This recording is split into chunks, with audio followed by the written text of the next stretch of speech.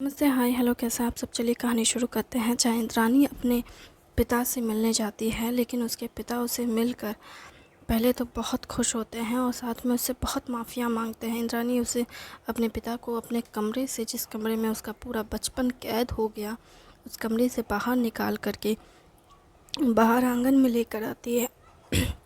Garden में बैठकर वो अपने पिता को अपने बीते हुए वक्त के बारे में बताती है कि उसका बचपन कैसे गुजरा, क्या हुआ नहीं हुआ, सब कुछ बताती है। और उसके पिता ये सुनकर उससे और ज़्यादा माफ़ी मांगने लगते हैं और कहते हैं कि मेरी गलती है, मैंने तुम्हारी माँ का ध्यान नहीं रखा, मेरी वजह से तुम्हारी माँ मर गई और तुम भी मुझसे दूर चली गई, मेरी गलती है, मैंने किसी पे ध्यान नहीं दिया। ये सब वो कहने लगते हैं, जिस पर इंद्राणी कहती है कि पिताजी, अभी भी वक्त है, अपनी गलती सुधार लीजिए। जिस पर वो कहता है कि क्या, सच में मैं क्या कर सकता हूँ। जिस पर इंद्राणी कहती है कि जिन्होंने मुझे पाला पोसा, मुझे बड़ा किया इतना, उनका बेटा बहुत बीमार है। अंकल ने उनसे वही सारे इंजेक्शन दिए हैं जो कभी माँ को दिए गए थे, जिसकी वजह से मैं आज ऐसी हूँ। वैसे ही भैया का भी वही हाल हो गया है, पर उनकी हालत बहुत ज़्यादा ख़राब है। वो खुद पे काबू नहीं रखते, वो खुद को समझते नहीं हैं, जानते नहीं हैं, वो बेकाबू हो गए हैं। वो, क्या तुम इसलिए मेरे पास आई हो? जिस पर इंद्राणी कहती है, हाँ, मैं आपसे झूठ नहीं कहूँगी पिताजी, लेकिन मैं सिर्फ इसीलिए आई हूँ क्योंकि मेरी भैया को आपकी ज़रूरत है। आप मेरी माँ को तो नहीं बचा पाए, लेकिन अगर आप मेरे भैया को बचा लेते हैं तो शायद मैं आपको पूरे दिल से अपना पाऊँगी। जिस पर वो पहले कहते हैं, तो मतलब मैं सच में तुम्हारी माफ़ी के लायक नहीं हूँ। जिस पर वो बहुत ज़्यादा ड्रामा करने लगते हैं, रोने धोने लगते हैं। जिस पर उसकी दादी भी ये बात सुन चुकी होती है, तो वो भी आ कर के अपने बेटे को एक थप्पड़ खींच के मारती है और कहती है, बच्ची तुमसे मदद मांग रही है तो तुम यहाँ पे ड्रामा कर रहे हो? हाँ, इतने सालों में तो अपने बच्चे का ख्याल नहीं आया, और जब वो तुम्हारे पास खुद चल कर आई है, चाहे जिस भी वजह से आई हो, तुम्हें उसकी मदद करने के बजाय तुम यहाँ ड्रामा कर रहे हो। ये कहकर कि तुम्हें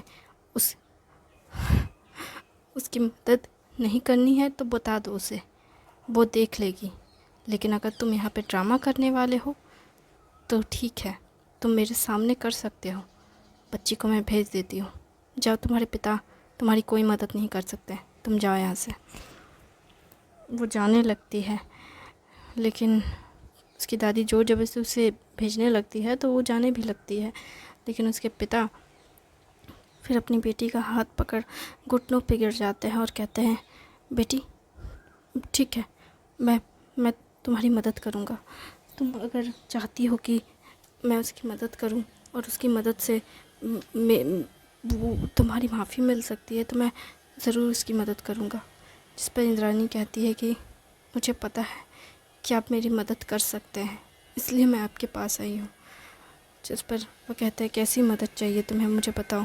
जिस पर इंद्राणी कहती है कि पिताजी, उसे उसे वही सारे इंजेक्शन दिए गए हैं जो इंजेक्शन कभी मुझे दिए गए, माँ को दिए गए थे, और माँ की हालत ख़राब हो गई और अचानक से मैं बड़ी हो गई और मेरे माँ को डिलीवरी करवानी पड़ी, और उसके बाद फिर अंकल ने माँ की जान नहीं बचाई और फिर उन्होंने मुझ पे नज़रें रखी। ये सब इसलिए हो पाया क्योंकि, लेकिन क्या मतलब है, मुझे समझ नहीं आ रहा तुम में और उसमें क्या अंतर है। अंतर ये है कि मैं जन्म से मैं जन्म से ही ऐसी पैदा हुई हूँ और उन्हें अभी वो सारे इंजेक्शन दिए गए हैं। वो जेनेटिकली वो उससे नहीं है और मैं जेनेटिकली हूँ। कैसी हो तुम जेनेटिकली? जहाँ तक मुझे पता है तुम्हारा बस दिमाग तेज है, तुम्हारा कंसंट्रेशन लेवल अच्छा है, जो आम आदमी के तुलना में तुम्हारा अच्छा है, और क्या। और उसे भी शायद वही सारी चीज़ें हो रही होगी, एक शौक की तरह लगता होगा, है ना। जिस पर इंद्राणी कहती है, बस आपको इतना ही पता है मेरे बारे में? जितना मैंने तुम्हें बचपन में देखा, जितना तुमने मुझे बताया, जितना मैंने जाना, मुझे तो बस इतना ही पता है कि तुम लोगों का दिमाग पढ़ सकती हो, तुम्हें पता है कि लोगों के दिमाग में क्या चल रहा है। तो इसलिए मैं बस ये कह रहा हूँ कि मुझे तो बस इतना ही पता है। जिस पर इंद्रानी कहती है, यही तो आपको जानना है कि मैं क्या क्या कर सकती हूँ, और ये भी कि जैसा मेरा दिमाग है क्या वैसा मेरे भाई का भी दिमाग है, क्योंकि मुझे पता है आप एक न्यूरोसाइकोलॉजिकल डॉक्टर हैं, रिसर्चर हैं। इसलिए मुझे लगता है कि आप ही हैं जो मेरे भाई को ठीक कर सकते हैं, और आप ही हैं जो मुझे भी शायद बचा सकते हैं। तुम्हें क्या हुआ है मुझे नहीं पता, पर कुछ वक्त से मेरे सर में अजीब सा दर्द हो रहा है। ये दर्द क्यों हो रहा है मुझे नहीं पता।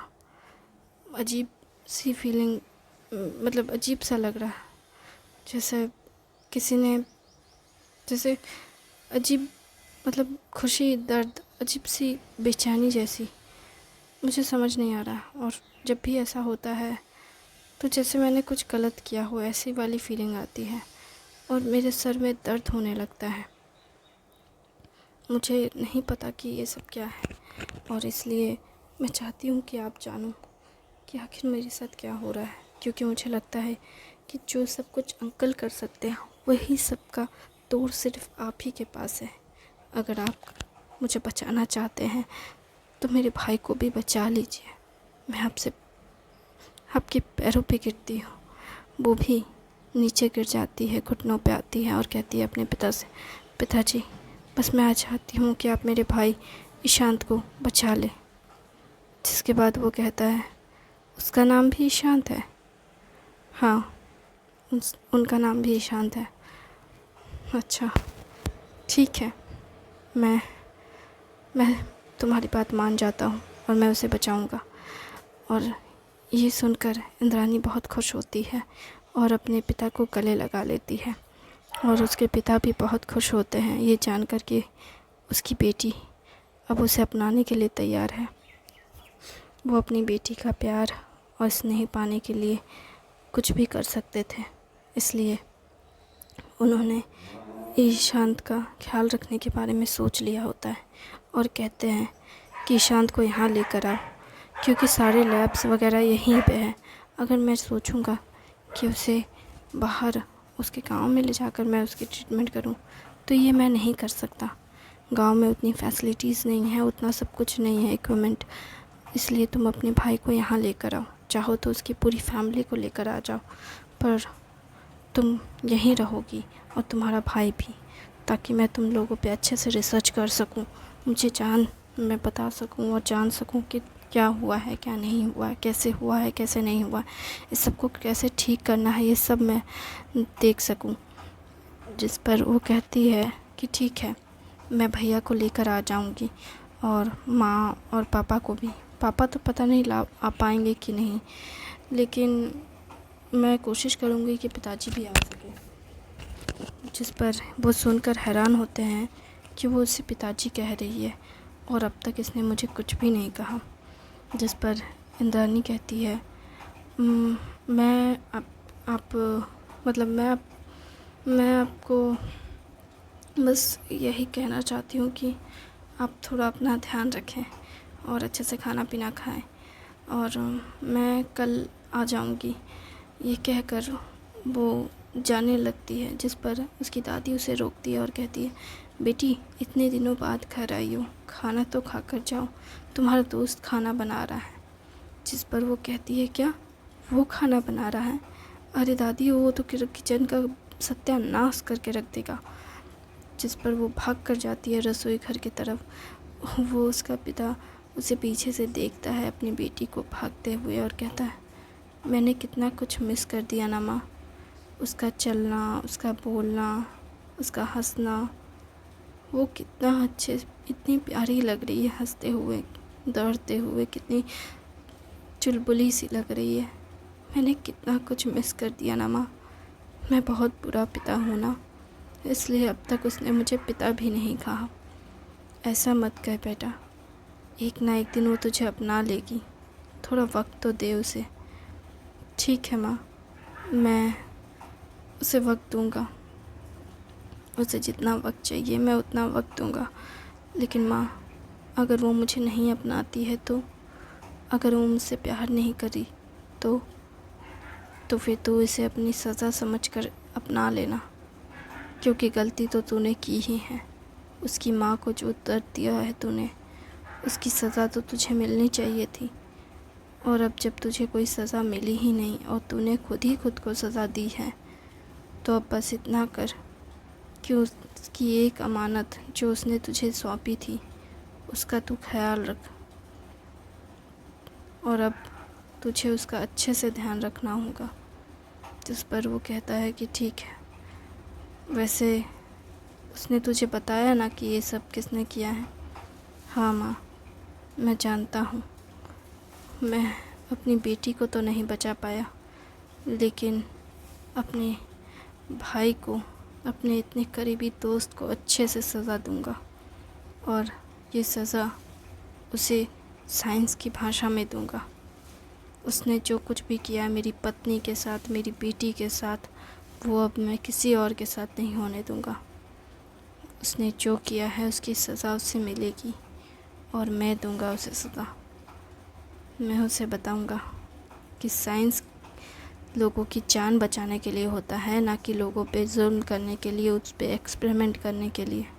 उसने मेरी बीवी पे एक्सपेरिमेंट किया, मेरी बच्ची को एक हथियार की तरह इस्तेमाल किया और अब किसी और को इस्तेमाल कर रहा है। मैं उसे नहीं छोड़ूंगा। मैं उसकी वो हालत करूंगा कि वो सोचेगा मेरे पिता को भी उसने मार दिया, मैं सबका गुनहगार बनकर रह गया। पर अब मैं किसी को भी चोट पहुंचने नहीं दूंगा। वो मेरी बेटी को फिर से हथियार बनाना चाहता है ना अपना, मैं उसे रोकूंगा और उसे बताऊंगा कि वो क्या गलत कर रहा है। मैं उसे सुधारूंगा। अब मेरा दोस्त मेरा वो रूप देखेगा जो अब तक उसने नहीं देखा। मैंने उसे दोस्त मानकर बहुत बहुत छूट दी, लेकिन अब बस हो गया। अब मैं उसके खिलाफ़ सारे सबूत ढूंढूंगा। जिस पर उसकी माँ कहती है, नहीं बेटा, अभी नहीं, अभी तो बस तुझे अपनी बेटी के ऊपर ध्यान देना है और अपने रिश्तों को मज़बूत बनाना है। अगर तेरी बेटी तेरे साथ है तो फिर तुझे कोई नहीं रोक सकता, ठीक है? जिस पर वो कहता है, ठीक है माँ, कल तेरी बेटी आएगी तो उसका अच्छे से स्वागत भी करना। हाँ माँ, मैं अपनी साइंस का इस्तेमाल अच्छे के लिए करूँगा। जितनी मैंने पढ़ाई, जितना भी ज्ञान मैंने पाया, उस सब का अच्छे से इस्तेमाल करूँगा और मैं सब कुछ ठीक करके रहूँगा। ये कहकर वो अंदर जाने लगता है अपनी माँ के साथ। अंदर जाता है तो देखता है कि इंद्रानी पहले से आकर के उसकी मदद कर रही होती है। हालांकि जब इंद्रानी जाती है तो वो उस पर एकदम से बरस पड़ती है और कहती है कि तुम मेरे घर की रसोई को गंदा कर रहे हो, तुम यहाँ क्यों आए हो, तुम तो खाना बनाना भी नहीं आता है, तुम यहाँ पे कैसे गंद मचा रहे हो। हालांकि जब ये बोलते हुए रसोई में वो घुस रही होती है तो वो देखती है कि रसोई साफ़ है और वो देखकर वो कहती है, रसोई इतनी साफ़ है? वो कहता है क्यों, तुम्हें क्या लगता है लड़के हमेशा गंद मचाते हैं और लड़कियाँ साफ़ सुथरा रखती हैं? गंद तो तुमने मचाई है, पहले भी मैंने साफ़ किया है। क्या कहना चाहते हो? क्या मतलब, मैंने देखा नहीं था क्या? तुम्हारे स्कूल की कॉपी, बाप रे बाप, तुमने क्या हाल किया था उस कॉपी का। इतना गंदा, कुछ बोलने का नहीं। इतनी गंदी हैंडराइटिंग किसकी होती है भाई? मेरी थी तो तुम्हें उससे क्या? मेरे दिमाग में जो भी थॉट आ रहे थे मैं लिखते जा रही थी, तुमको उससे क्या? तो मैंने उसे ठीक किया ना मैंने, तो इसलिए मैंने गंदगी तुम्हारी ना बहुत सुधारी है। तुम बहुत बहुत ज़्यादा बिगड़ी हुई हो। मुझे बिगड़ा हुआ कहने वाले तुम होते कौन हो? हाँ, तुम्हारी इतनी हिम्मत। ये सब नोक-झोंक चल ही रहा होता है, जिस पर उसके पिता बोलने जाते हैं कि तुम्हारी हिम्मत कैसे हुई मेरी बेटी से ऐसे बात करने की। तो उसकी माँ रोकती है और कहती है उनके बीच मत पड़ो। जिस पर वो कहता है क्या बात कर रहे हो माँ, वो मेरी बेटी को ऐसे बर्ताव कर रहा है, कैसे मेरी बेटी पे चिल्ला सकता है वो? क्या वो सिर्फ अब तुम्हारी बेटी नहीं है, वो उसकी दोस्त है, और शायद वो लड़का तुम्हारी बेटी को प्यार करता है। क्या मेरी बेटी को पसंद करता है वो लड़का? वो कौन है, कहाँ से आया है, किस ख़ानदान का है, कुछ नहीं पता उसके बारे में, पैसा कितना कमाता है। अरे तुम्हारी बेटी को वो प्यार करता है, इतना काफ़ी नहीं है क्या माँ? इतना काफ़ी नहीं है? अच्छा, तुम्हारी बीवी ने भी तुमसे बहुत प्यार किया, तुम क्या करते रहे? काम में डूबे रहे। इतना काफ़ी होना चाहिए कि कम से कम तुम्हारा दामाद तो काम में डूबा हुआ इंसान तो नहीं है, कम से कम वो अपने आप पे तो ध्यान देता है, अपनों पे तो ध्यान देता है, वो सिर्फ काम तो नहीं करता है। जिस पर वो कहता है माँ, आप अपने बेटे की बेइज्जती कर रही हो। आपको पता है ना, आज मेरे ही ज्ञान और बुद्धि की वजह से मेरी बेटी आज मेरे पास लौट कर आई है। हाँ, बस यही वजह से ही लौट कर आई है, इस वजह से थोड़ी ना आई है कि उसके पिता से उसे प्यार हो गया। माँ, आप मुझे भी ये बता रहे हो कि मेरी कितना गलत हूँ? नहीं बेटा, मैं तुम्हें बता रही हूँ कि उस लड़के के साथ ना कंपेयर मत करो खुद को। वो अलग है, तुम अलग हो। ठीक है माँ, मैं समझ गया। अच्छा, मैं मदद कर दूँ क्या? तुम कबाब में हड्डी बनना चाहते हो उसके? चुपचाप चलो मेरे साथ, टेबल पे इंतज़ार करते हैं, वो लोग खाना लेकर आ जाएंगे। जिस पर दादी आवाज़ देते हुए कहती है बच्चों, हम लोग टेबल पे हैं, तुम लोग खाना लेकर आ जाना। हाँ दादी, मैं जल्दी लेकर आता हूँ, वो चिल्लाते हुए राघव बोलता है और खाना लेकर के जाता है और जा कर के टेबल पे खाना रखने लगता है। और फिर इंद्रानी भी आखिरी सब्ज़ी उठा कर के लेकर आती है और कहती है माँ, मतलब दादी, इतने कम टाइम में इसने बहुत अच्छा खाना बना दिया लगता है। 2 तरह की सब्ज़ी, दाल, चावल, कमाल का हुनरमंद इंसान है। जिस पर दादी कहती है अच्छा है ना, शादी के बाद तुम्हारा अच्छे से ख्याल रखेगा। जिस पर इंद्रानी कहती है क्या कहा आपने दादी? दोनों ही, राघव तो पानी का गिलास पी रहा होता है और वो सरक जाता है। इंद्रानी कहती है क्या कहा आपने दादी? एकदम से चौंक कर कहती है, जहाँ दादी कहती है अरे मतलब जिसकी भी इससे शादी होगी वो शादी के बाद बहुत खुश होगी ना, इतना अच्छा पति जो मिला है। अच्छा, आप ये बोलना चाहती हो? मुझे लगा कुछ और आप बोल रही हो। जिस पर दादी कहती है अरे तुम ज़्यादा मत सोचो। दादी नज़रें चुराने लगती है। इंद्रानी कहती है दादी, थोड़ा आंखें ऊपर कीजिए ना। जिस पर दादी कहती है नहीं, मुझे खाना खाना है, चलो मुझे खाना दो। दादी कहती है ठीक है। फिर वो सबको खाना परोसने लगती है और दादी को देखने लगती है। दादी कहती है ठीक है, मैं खाना ले लेती हूँ खुद ही। फिर वो खाना लेने लगती है। फिर सभी लोग खाना खाने लगते हैं और खाना खाने के बाद इंद्रानी हाथ मुँह धोती है अपना और फिर दादी के पास जाती है। दादी, अब मैं चलती हूँ। जिस पर दादी कहती है थोड़ा आराम तो कर लो। खाने के टेबल पे रौनक तो काफ़ी अच्छी रहती है पूरे परिवार के साथ। राघव ये देख कर बहुत खुश होता है कि इंद्रानी को फाइनली अपना परिवार मिला और वो बहुत खुश है। लेकिन वो जानता है कि इंद्रानी अपने पिता को पसंद नहीं करती और उसने एक बार भी टेबल पे अपने पिता को जिक्र भी नहीं किया। बस आप देकर बात करती रही, एक बार भी नहीं कहा पिताजी, पिता, माँ, पापा, कुछ नहीं कहा इंद्रानी ने। बस रिस्पेक्ट दिया उसने अपने पिता को और कुछ भी नहीं कहा। और ये चीज़ राघव नोटिस करता है। सब कुछ होने के बाद जब इंद्रानी जाने की ज़िद करने लगती है तो राघव कहता है रुक जाते हैं ना थोड़ी देर। थैंक यू वेरी मच इस कहानी को सुनने के लिए।